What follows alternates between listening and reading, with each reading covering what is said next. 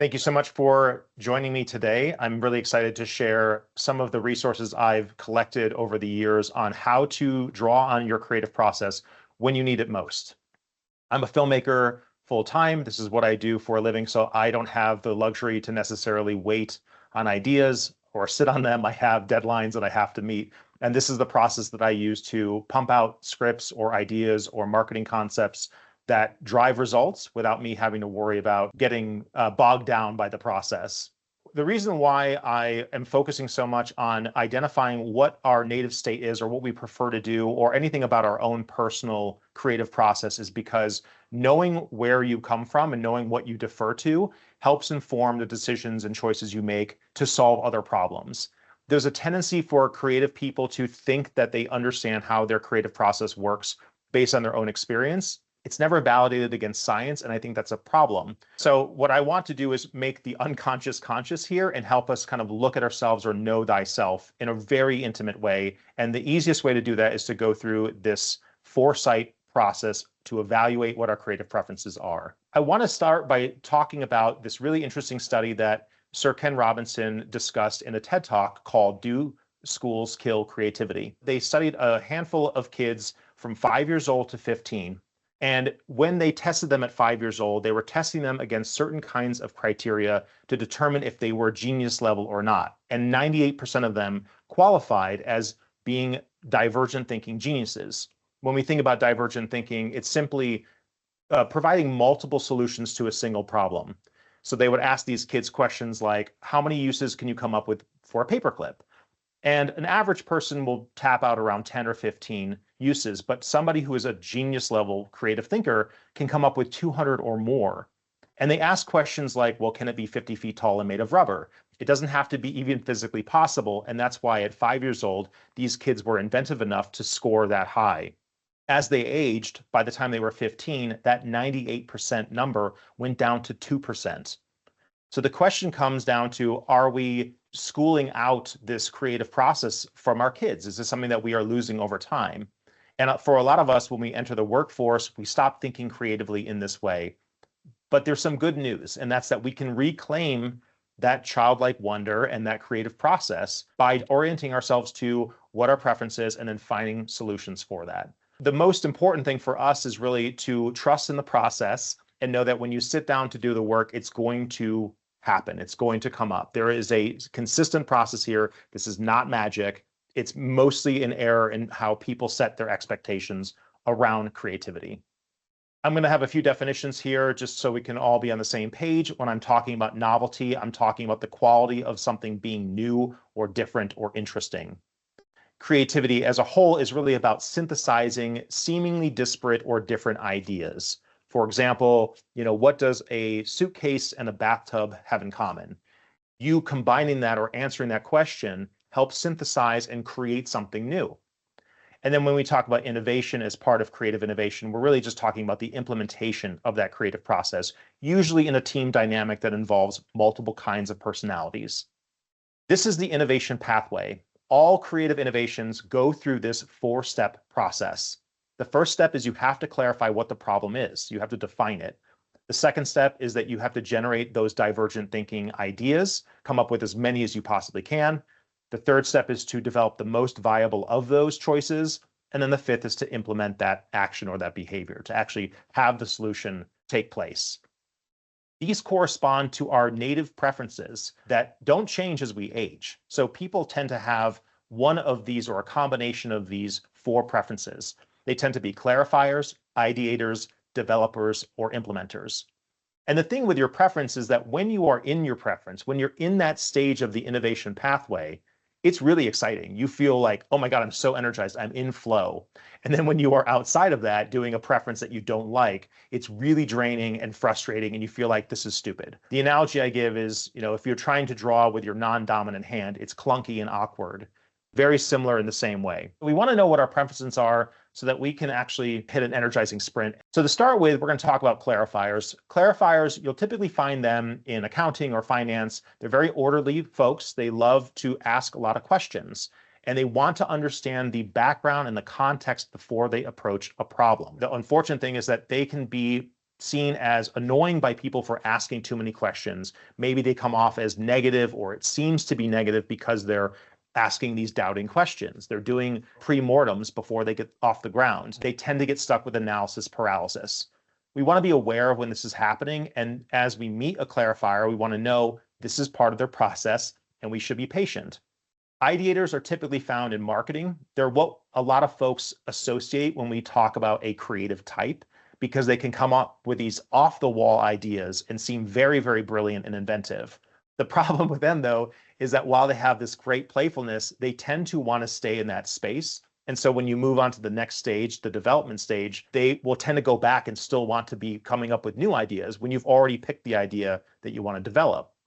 Developers are often in IT. They're very focused. They can also suffer from analysis paralysis, but they're really about the finesse, about the tweaking and the modifying and the perfecting. They're very pragmatic people. They're dedicated. They tend to get stuck on a project and not want to let it go. And then finally, we have our implementers, which often you'll find them in sales or leadership. And these are people that just want to hit the ground running. They just want to get going. They feel like things are not moving at the speed that they should. Can't tell you how many CEOs I meet that get frustrated, even though you have a calendar of events that are ready to be released. They want it to be faster and faster and faster. So they tend to come off a little bit pushy. Before I go further, I want to ask you guys, where do you align? Like, how many clarifiers do we have in this session here? Who's a clarifier? Who likes to ask questions? Okay, we got Megan's got, that's your shtick. What about ideators? Any ideators in the room? I'm definitely an ideator. I think I might call myself an ideator. Okay, great. What about developer? I'm actually both an ideator and a developer, which is interesting. No, okay. What about implementers? Got to have some implementers in here. I think I'm an implementer as well. Okay, that's interesting. So yeah, you're on the opposite side. My my business partner, that was his thing too. He was like a clarifier and a implementer, which is a nice combination. So as you're building teams, you want to consider what different kinds of preferences tie together. And whereas, for the example with Megan is the exact opposite of my preferences, that works very well together when we're working on a project.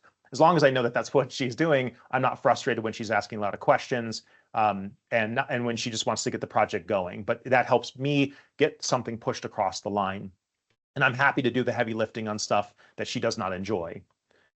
I will have the one caveat where this has been validated by about 120,000 sample size. So this is a huge study that they did to find that the preferences don't change as you age, but they're not indicative of your ability. You can be really good at something you hate, and you can be really bad at something that you love. So it's just something that it's more about the energy that you have, like how energized and in flow are you. But I do want to talk about some tools and techniques for if you are in a preference where you don't like it and you want to be more energized, or you want to even be better at that stage. So we're going to go through the actual techniques of how to be more creative. We'll start with clarifiers. Some of the techniques I really love are 5 whys, webbing, and storyboarding. I'll go through each of these individually. 5 whys is pretty well known, but I don't think people are using it correctly. And there are 2 aspects of it that I think are really useful. There's one that's just like a psychological sanity check that I often run people through when they're trying to identify priorities. So a common one that I get is, I want to write a book. And when I ask people going through the process, they want to write a book. Why do you want to write a book? They'll come up with something, they'll say, well, I want to be seen as an authority in my field. Why do you want to be seen as an authority in your field? That's the second why. And they'll say, well, I want to be seen as an authority because I want to make more money. Why do you want to make more money? Because I want to have more freedom. Why do you want to have more freedom? It's because I want to not have to worry about money and not have to worry about what I'm doing for work. Why do you not want to have to worry about this stuff? They'll say, because I want to spend more time with my kids or my family. So now the gateway to spending time with your family is the book. And that may align or not, right? Like that may be why you want to go back to school or you want to find a different job. There are so many different conduits that you have an outcome that you think is directly linked to this activity, to this task that you have at hand. And it may not be. A lot of writers eventually say like, well, I don't actually want to write a book. I just wanted the results that I thought the book would get me. And that's an important distinction to make as you're going through and you're planning things, whether you're building a business model, whether you're building a HACCP plan for food safety, whether you're thinking of your next piece to be commissioned. This is really helpful to do a sanity check. But in a more, I guess, pragmatic way, the 5 whys are really about funneling down root cause analysis. So an example would be, and let's say you are working in a manufacturing plant, for food manufacturing, and the conveyor belt broke. You go, well, why did the conveyor belt break? Well, it was dry and it was cracked. Well, why was it dry and cracked? Because it wasn't rated correctly. Why wasn't the correct rating installed? Well, because they were out of stock. And you can keep going down and drill down and say, well, what do we do in the case of a belt being not appropriately rated for the replacement? What is the thing we're going to do to solve that problem in the future? So it's really more about the root cause analysis, but this is a really great technique. Webbing is one of my favorites. It's basically asking the 5 whys, but it's also asking what's stopping you. And this is really powerful. I've used this in a number of different presentations and workshops where you have like an ad agency will come in and they'll say, well, we want to get more retainer work. We want to get more retainer-based clients so that they pay us every month. We have a steady income.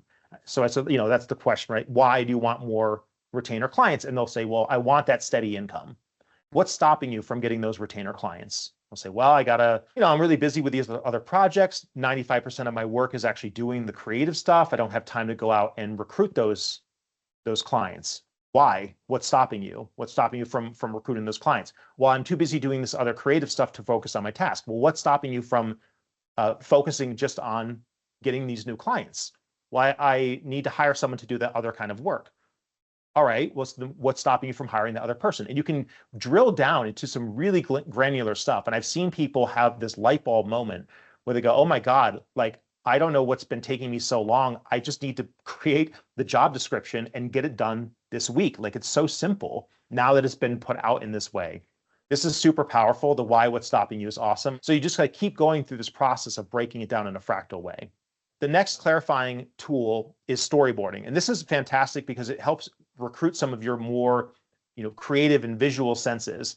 You have basically in the first frame, you're going to draw out your current state. Where is the status quo right now? What are you at right now?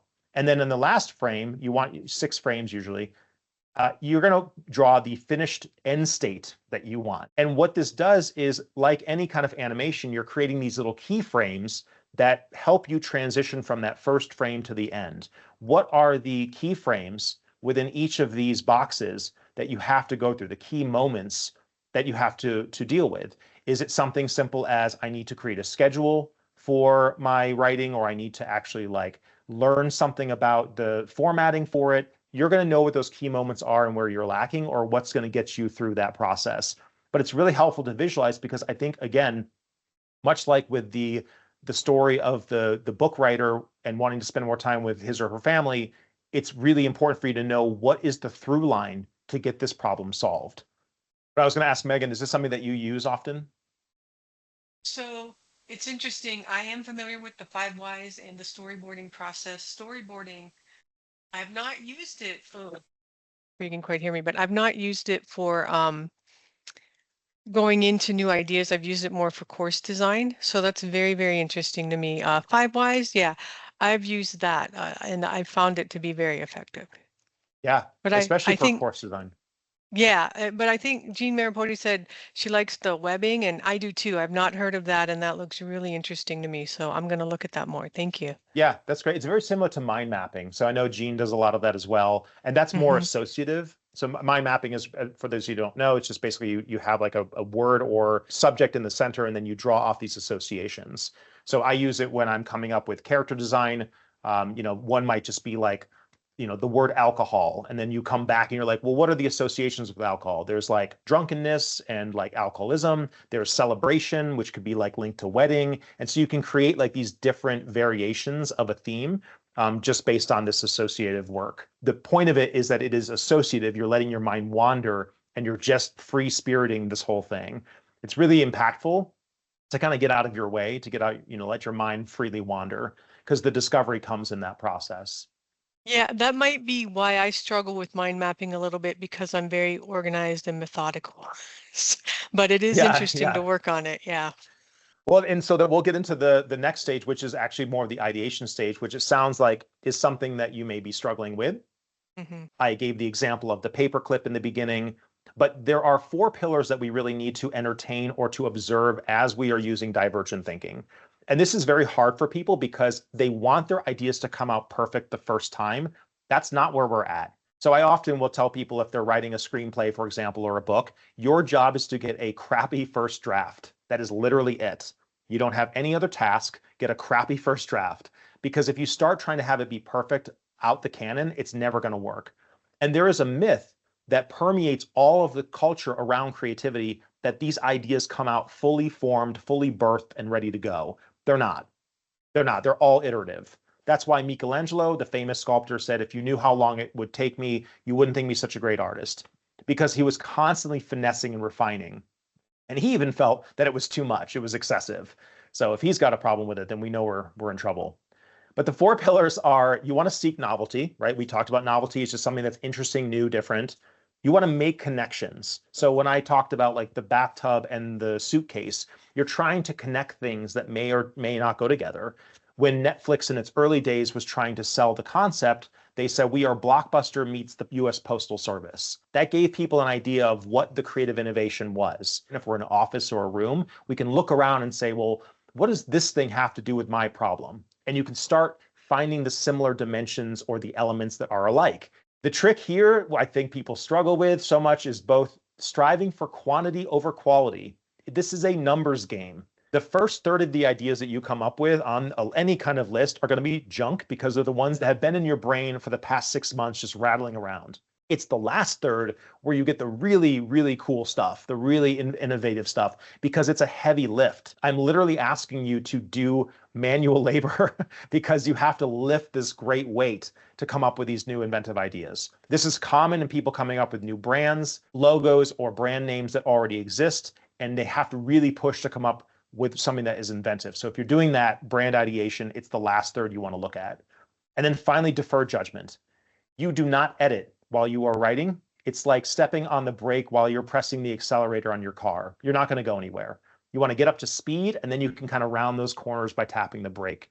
It's very hard for us to defer judgment because we want things to be good, and we want to test the merit of an idea right away. As you go through these processes and coming up with lists of stuff that are solutions, I really want you to not care if it's even physically possible. So when I run workshops for food safety, I'll often have people come up with the most unhinged scenarios in which things can go wrong. You want to be able to give them permission to do that.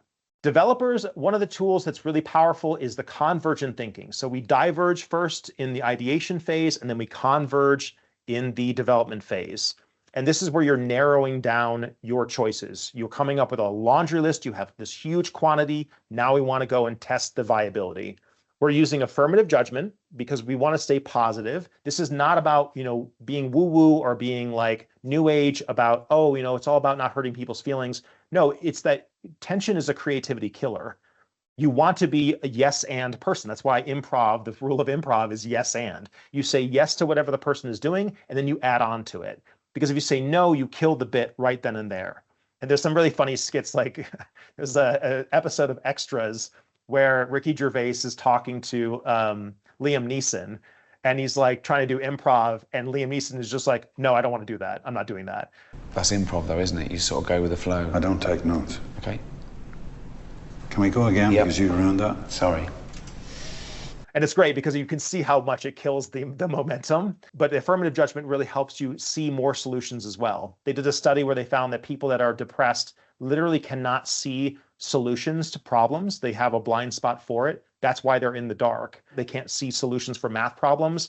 It really is a huge blind spot. We're keeping novelty alive. It's still okay for us to be inventive and kooky and out there. We want to stay focused, which is we have that singular objective, and then we are checking this objective against some kind of metric. So here's a great example. Bob Hope, great comedian, would have this group called the Double Cross and Circle Team. And what they would do is they would first divergently think of about 200 jokes that they would give him. So they'd bring up this massive list and they would hand him the list, and then he would do the convergent thinking where he would read through the jokes, and every joke that he laughed at, he'd put a cross next to. Then he would read through only the ones that had a cross, and if he laughed a second time, he'd put a second cross. That's the double cross. If he read through the double crosses and laughed a third time, he would circle them, and that would actually be his joke set for the night. So he would call down a list of 200 jokes all the way down to 15 to 20. And for implementers, I've got a great tool I want to share with you. This is one of my favorite things to do. It's called the 12-week year. It was created by Brian Moran, and they even have one specifically for writers. But essentially what the 12-week year is it breaks down your timeline for what you want to achieve and gives you a sense of urgency. I don't know how many of you remember being in college and writing a paper that was due the next day and you're doing it the night before. There was a ton of urgency that was going on in your brain of like, I got to get this done. You were focused. You produced something that wasn't good, but it was done. Imagine if you could keep that urgency going where it wasn't stressful, but it kept you going. Like you felt that there was something that you were moving on and there were goals being achieved. That's what the 12-week year does. Typically what happens is that people in January, they set a New Year's resolution or a goal for the end of the year. And when February comes along, they're behind. But they tell themselves, I've got a full year left. It's not that bad. I'll catch up. March comes along, they're still behind, but the gap has widened even further. April, May, June, July, etc. And now next thing you know, it's December and you're scrambling to get your end of year goals achieved. It's not possible. The brain cannot project that far into the future. It loses a sense of relevance and a sense of urgency. So what you're going to do with a 12-week year is you're going to set what your goals are and you're going to break it down into 12 weeks. Each month is represented by 1 week. So the example I would give is if you have a fitness goal and you want to set it to be, I'm going to lose 15 pounds by the end of my 12 weeks. Okay, well, week 1 might simply be an action of I'm going to research gyms to join.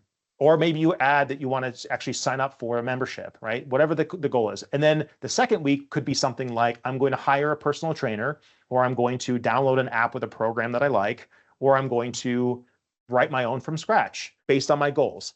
When you have these tasks, they are both set on one-offs, like I've got to join the gym, I'm only doing that one time. But then I also have some daily hygienic goals, right? I want to drink a certain amount of water, I want to eat a certain caloric intake, etc. And you can do this for any kind of project, but there's something about knowing that you can get this project done by the end of the week that gives you urgency. You have to sign up for your membership by the end of week 1. If you don't, right, there's a problem. You have to hire a personal trainer by the end of week 2. So now there's a very, very immediate goal that you can satisfy, and it moves you along at an exponential pace. The trick too is like you want to set these things where they are according to the SMART goal framework, right? We want to have them be specific, measurable, achievable, relevant, and time-bound. So I'm not just saying things like, I want to travel more. It's like, where are you traveling, when, for how long? And so I'm curious if there are specific goals where you guys have, because this is basically the end of our presentation here, that you feel like you'd want to achieve in the next, Q1 or end of year. Yeah, I'll jump in. I have one. I'm trying to build at my organization, we have kind of an in-house GPT system, and I'm trying to build out a resource chatbot for instructors to use to answer questions. So, and I've started on it minimally, and it requires cooperation with others, but that I see as something that I could really get going in 12 weeks. There's a great resource too that I want to recommend. I'm not affiliated with it, but it's called Goblin Tools. There's a magic wand breakdown tool where you can put anything in there and it will break it down. And they have peppers for like the level of spiciness. I think it's like for your neurodivergence. I don't like neurospicy as a phrase, but I understand that that's what they're doing. And so you can really have it broken down into like super granular approach. It's crazy. I love the judge, which is read a text for emotion. This estimator give an accurate time to an activity. I'm super bad at that. Like I have full blown, ADHD. So it's really bad for me to both, I need schedules and I hate them. And I don't know how to measure my time because of time blindness, but the magic to do. So I had this example I gave people of, write a feature length horror film. So I'm working on a horror feature right now. And this is just insane how much you can kind of break down into the goals. But give me an example of a task you want to see broken down, and I'll show it to you in real time. Can you throw in there, create a chatbot? Mm-hmm. Create a chatbot for what? For instructor resources for higher ed. I think three spices are good. Yes. Right, so we do this now, and then we do the breakdown. Click the little magic wand. It's going to work. Okay. Okay. Does this seem in line with what you're looking at? Yes. So I want to break this down even further so I can just do this one again because I want to know what this means. So we'll go, okay, like this is good. Like this is good stuff. So now, and then you can literally just go through and check them off as you're doing it. Mm. So super valuable, free resource. It's crazy that more people don't use this, but I think this is super helpful. This is the stuff I'm doing more of now. I'm also looking to kind of rebrand. I've been doing Sage, the video production company, for like 15 years. And now I'm like, maybe I want to do something different and focus more on the strategy stuff. So I think this is kind of like my interest and my pivot. So I'm happy to like share any more resources I've got if there's something you guys want. There's some really great books on the subject, but I know it can be a lot. Like one more thing that you have to put on your reading list can be overwhelming. So if I can get some Cliff's notes for you guys or shorten that, I'm happy to do it. Well, Richard, just like the Goblin tool was so amazing, I didn't know about it and very helpful. You, as a definitive statement, have been extremely valuable to me for many, many years because of this very thing. So thank you for sharing your time and your expertise with us, because I'm different, I think, than everybody else in the room. I'm a banker, but I also have a mastermind and CEO events, which I'm looking to sort of kick up again after COVID now is over. And so this gets me thinking in a creative way where I might not otherwise, because I'm stuck looking at numbers all day, right? So this is why I came to be a part of this. Absolutely valuable. Thank you, Richard. Awesome. One thing I want to offer is I've been doing these workshops for folks in agencies to help them actually go through and identify their preference through the certified test. There's a test that takes about 10 minutes to take, 36 questions, and then you get your results as a graph for what you are.